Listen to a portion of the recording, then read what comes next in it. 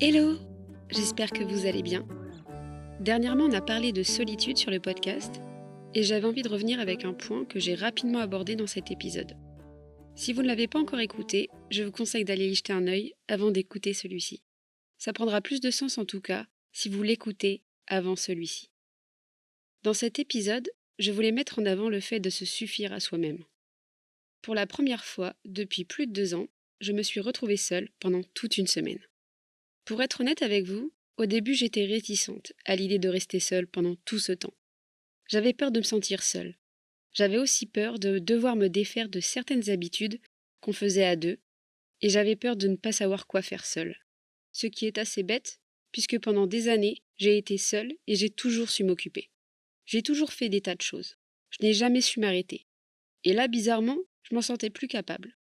Donc, pour contrebalancer avec ces pensées négatives, je me suis fait une liste de toutes ces choses que j'aimais et que je n'avais plus fait depuis pas mal de temps, pour X raisons. Et dites-vous bien que je n'ai pas arrêté de la semaine. J'ai eu très peu de moments où j'ai pu me reposer, alors que je ne suis absolument pas partie en vacances. Je n'ai pas tant bougé que ça au final, mais j'ai juste décidé de faire toutes ces choses que je m'empêchais de faire inconsciemment. Et à ma plus grande surprise, la semaine est passée tellement vite. J'en parlais dans l'épisode sur la solitude.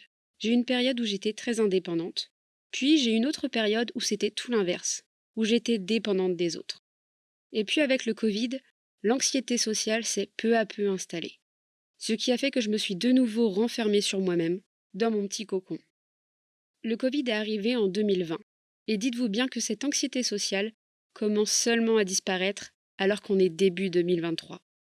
On voit souvent le fait d'être seul comme quelque chose de négatif, car on vit dans une société qui bouge, qui aime faire et partager des choses avec les autres, constamment. Dès l'enfance, on comprend que c'est mal vu d'être seul, car généralement à l'école, lorsque tu es seul, c'est parce que les autres ont des a priori sur toi, qu'ils te trouvent bizarre, ou pas assez cool pour te parler, ou être ami avec toi. Déjà à cet âge, on n'aime pas être seul. Si on va plus loin, jusqu'au collège et au lycée, c'est la même chose. En plus de ça, on a souvent l'image d'une personne seule comme étant une personne vulnérable, plus facile à attaquer, à atteindre, car elle semble avoir moins de moyens pour se défendre. Ce n'est pas pour rien si les personnes qui sont seules sont généralement celles qui se font le plus harceler. Et c'est malheureux de constater à quel point c'est ancré dans notre société, et que même aujourd'hui, en 2023, il y a encore une grande majorité de personnes qui agissent en totale conscience et connaissance de ces choses justement, alors qu'on ne cesse de faire de la prévention pour arrêter ce type d'agissement. Le fait d'être seul, ce n'est pas quelque chose de négatif lorsqu'on choisit de l'être.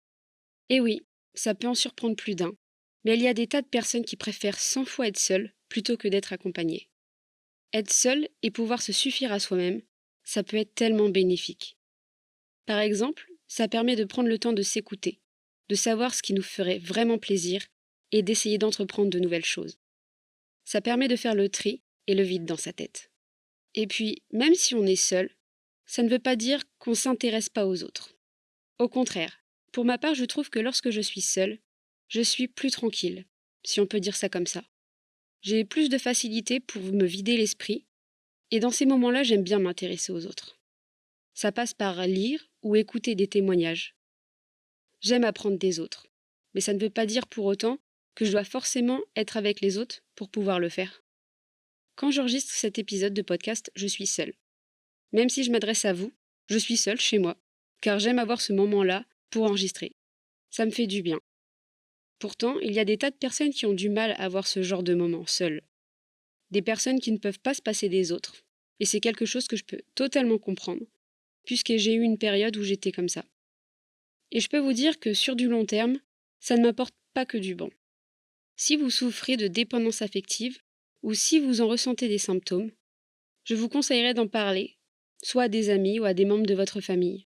Ou si c'est quelque chose de trop intime ou de trop personnel, je vous conseillerais d'en parler à un professionnel qui pourra vous aider.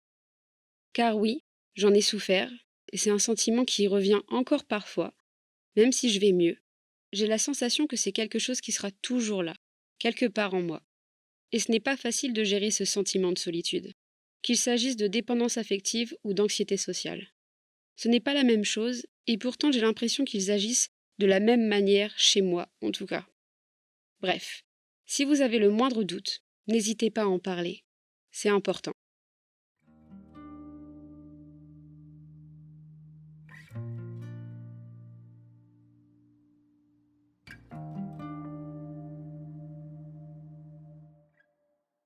Bizarrement, j'appréhendais beaucoup cette semaine en solo, alors que le moment venu, j'étais tout à coup plus sereine, comme si c'était quelque chose qui était derrière moi, alors que non. Limite, j'étais contente de pouvoir avoir du temps pour moi, et je ne voyais plus cette solitude comme un fardeau, mais comme une chance de pouvoir entreprendre de nouvelles choses. Pour commencer, je me suis remise à sortir, à voir des amis que je n'avais pas vus depuis longtemps. J'ai vite eu envie de faire du tri et du rangement dans mes placards. Ne me demandez pas pourquoi, ni comment c'est arrivé, je n'en sais rien. J'avais soudainement besoin de faire du tri, et c'est ce que j'ai fait. Eh bien, on ne dirait pas comme ça, mais ça fait un bien fou. Je suis retournée passer une journée à la campagne, où j'ai pu profiter des premiers rayons de soleil.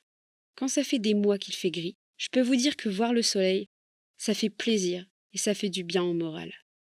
Le fait d'être seule a boosté ma créativité, et je me suis mise à faire toutes ces choses qui étaient sur ma liste. J'ai commencé par me mettre à écouter des podcasts, car j'avais pris un peu de retard, surtout ceux que j'écoute toutes les semaines.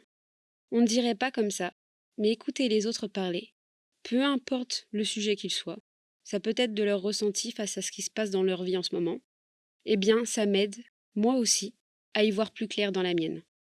Je me fais des réflexions que je n'aurais peut-être jamais fait de moi-même, et parfois ça me donne des idées de sujets à aborder, ici, sur le podcast.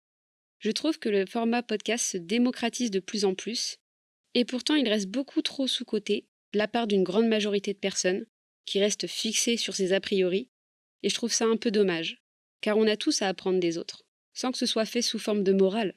Au contraire, c'est souvent fait de façon très naturelle, puisque pour la plupart des podcasts, c'est fait sous forme de conversation. Pendant cette semaine, je me suis vue écrire 4 épisodes, et j'en ai finalement enregistré que 3. Ce qui est assez énorme, sachant le temps que ça demande. Je me suis tout d'un coup retrouvée avec une montagne d'inspiration et de motivation. Me voilà avec un nouveau record à battre. Ensuite, j'ai voulu prendre du temps pour moi. Je me suis coupé les cheveux, parce qu'ils en avaient bien besoin. Je me suis fait des soins, pour la peau, pour les cheveux. On n'y pense pas assez, et c'est souvent sous-coté, mais un petit bain, ou un petit masque de temps en temps, ça fait du bien. Je me suis aussi mise à reprendre l'écriture d'un roman que j'avais commencé il y a quelques années.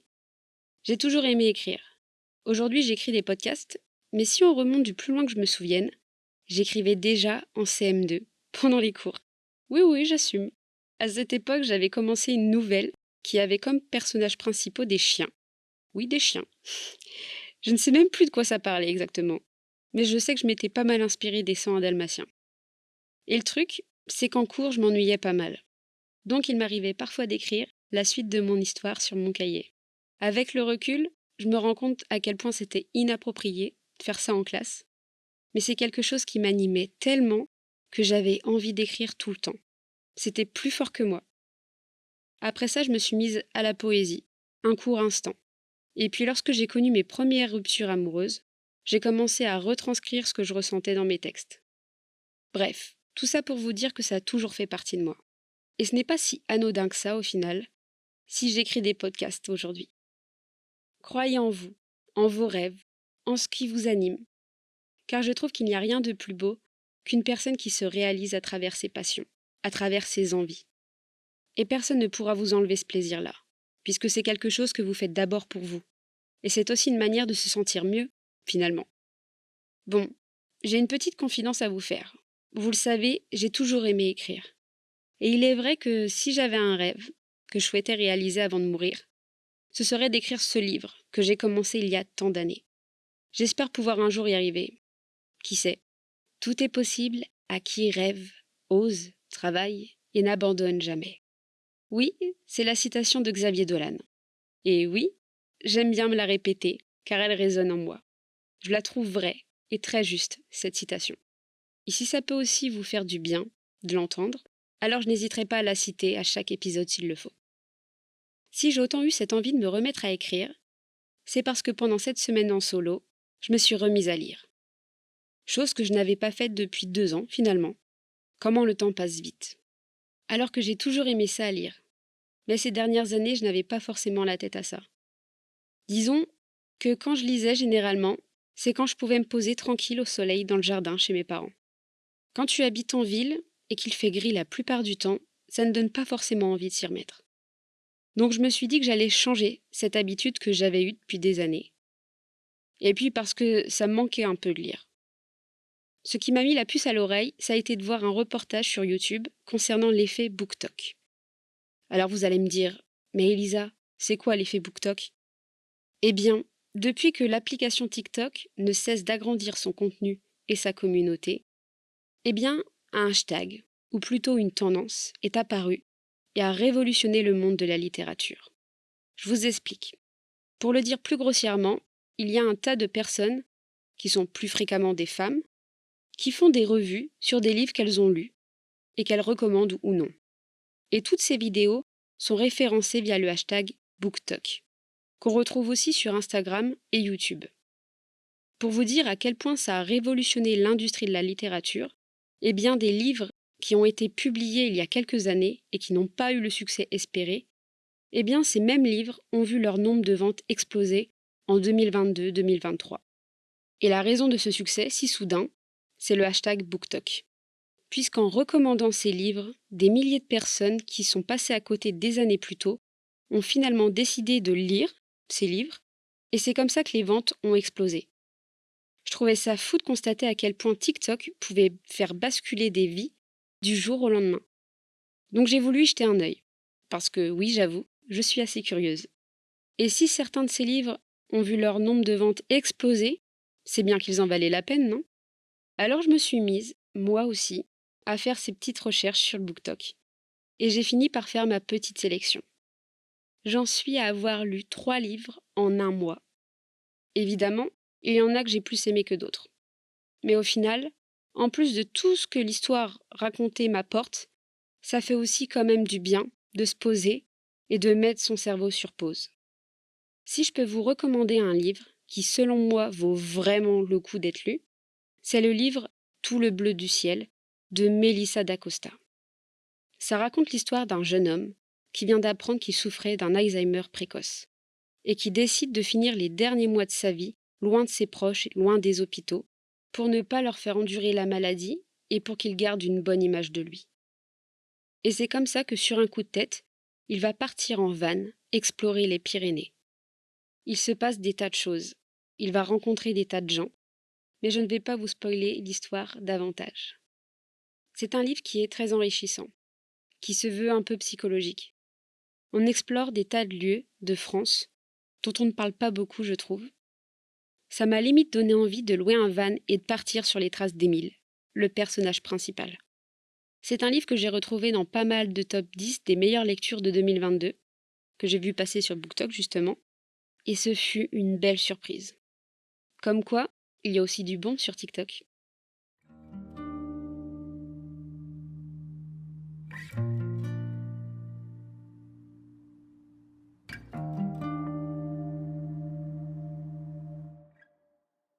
Pour continuer avec les œuvres qui m'ont beaucoup touchée, j'en ai profité pour aller voir au cinéma le film de Jeanne Herry, Je verrai toujours vos visages, avec Adèle Exarchopoulos, Leila Bekti et Gilles Lelouch, entre autres. Je l'annonce ici, mais pour moi c'est le film à voir de 2023, et ça va être dur de le détrôner de mon top 1. Pour vous raconter grossièrement l'histoire, sans vous spoiler, ça parle de la justice restaurative en France. Alors la justice restaurative, ça consiste à faire dialoguer les victimes et les auteurs d'infractions ensemble afin de responsabiliser les auteurs d'infractions, et ça permet également aux victimes de les aider dans leur travail de reconstruction. Tout est encadré par des professionnels et des bénévoles. Le film est poignant, de par les personnages qui racontent leur vécu et l'impact que les incidents qu'ils ont vécus ont eu sur leur vie. C'est touchant. On passe par toutes les émotions. On rit, on pleure, on passe par de la colère, par de l'incompréhension, et toujours avec beaucoup de respect. C'est un film très humain finalement, et je me demande s'il est possible de faire plus humain que ça. Quand je suis sortie de la séance, j'avais l'impression de m'être prise une claque, tellement ça m'a touchée. C'est le genre de film que j'aurais aimé écrire ou réaliser. Je n'ai pas forcément envie de vous en dire plus. Vous pouvez toujours aller regarder la bande-annonce pour vous faire une meilleure idée du film. Le casting est parfait. Là-dessus, je n'ai rien à dire non plus. Franchement, c'est rare que je ne trouve rien à redire d'un film. Je pense qu'on n'a pas fini d'en entendre parler. Et c'est un film que je ne cesserai de recommander. Donc allez-y, avant qu'il ne soit plus en salle. Se remettre à écrire, à lire, aller au cinéma, ce sont des choses que j'ai aimé faire pendant cette semaine. Mais s'il y a bien une chose qui m'a vraiment manqué, c'est la musique. J'ai toujours aimé faire de la guitare. Mais le problème, c'est que quand tu ne vis pas seul, tu ne peux pas jouer d'un instrument de musique quand tu veux. Encore plus quand tu vis en appartement. Du coup, c'est quelque chose que j'ai mis de côté. Ça m'arrive de temps en temps d'en jouer, mais c'est moins fréquent que lorsque j'étais ado, par exemple, où j'en jouais tous les jours. Alors que c'est toujours quelque chose qui me passionne et qui me fait du bien. J'ai très tôt commencé à composer et à écrire mes propres musiques. Donc, vous vous doutez bien que ça a été le number one sur ma liste. J'ai d'ailleurs une petite surprise pour vous. On se quitte là-dessus. Merci d'avoir pris le temps de m'écouter. J'espère que vous allez apprécier ce qui va suivre. C'est une de mes compositions. On se retrouve la semaine prochaine pour un nouvel épisode. En attendant, prenez soin de vous et de vos proches. Et n'oubliez pas qu'il est important de libérer la parole. Bisous!